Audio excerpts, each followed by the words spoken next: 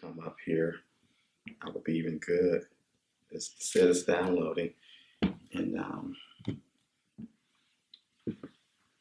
which is great. I don't know that I want that there, but just while we're waiting on this thing to start here, How did you come to select suicide prevention as one of your topics? Suicide and suicide basically, prevention. what happened is there was a young man a few years ago. Basically came to me and said that he was going to take his life, and he wouldn't talk to anyone but me. And so I'm not a psychologist. I don't have a medical background in the subject matter. So I was calling my pastor. I called Suicide Prevention of St. Louis. I reached out to some other organizations, just kind of with advice, because I didn't want to tell them the wrong thing. Just to be careful not to say the wrong thing or to upset him any more than he was already upset. It's a very good friend of mine, and then he just felt like that no one loved him. Right.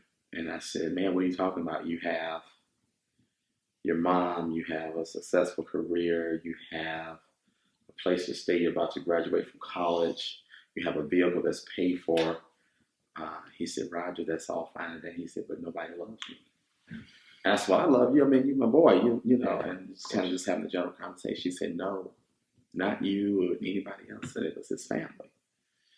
And he felt that because he had a younger brother, more attention was diverted to the younger brother and not on him anymore. I said, well, man, you're a grown man now. And in his 20s, and I guess still yet you still feel like something's missing, a part. Was it personal love? Was the relationship with mom that you wanted and wasn't having? So I told him, I said, hey, let me just talk to your mother. No, my mother doesn't know you or anything. I said, but let me just at least speak to her and get you two guys to communicate. At least that'll be a start, and you can work it out from there. There were some other friends, a neighbor of mine, a young boy, 16 years old, committed suicide. One of my neighbors. You hear preachers and ministers committing suicide.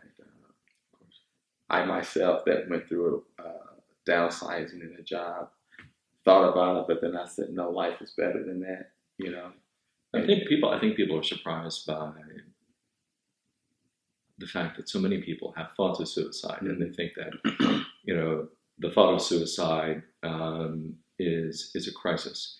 And the thought of suicide obviously is a concern, but you're also looking at, as you move beyond just thoughts, are you putting together a plan?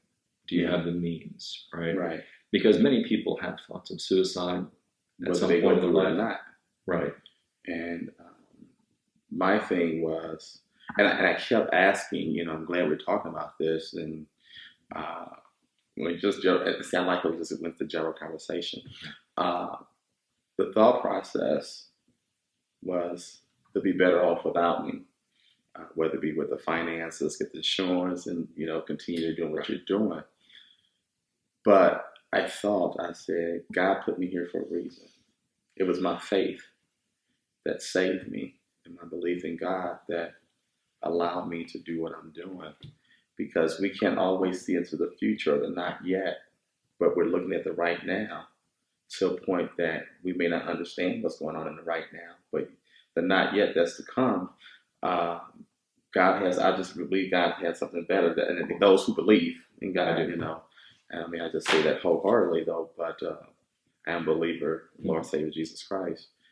But for a lot of people, they don't have that belief system. They give up on life or whatever, whether it be love relationship, whether it be post-traumatic stress due to war or murder. So many different things, There are. It's interesting that there are so many risk factors that sort of roll into a potential suicide or thoughts of suicide. Most people think about, 90% of people who complete suicide have a mental illness, whether diagnosed or undiagnosed.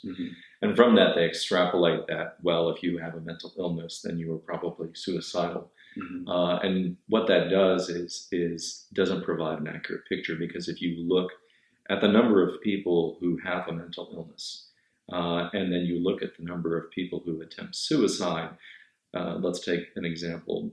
1 million people a year may attempt suicide.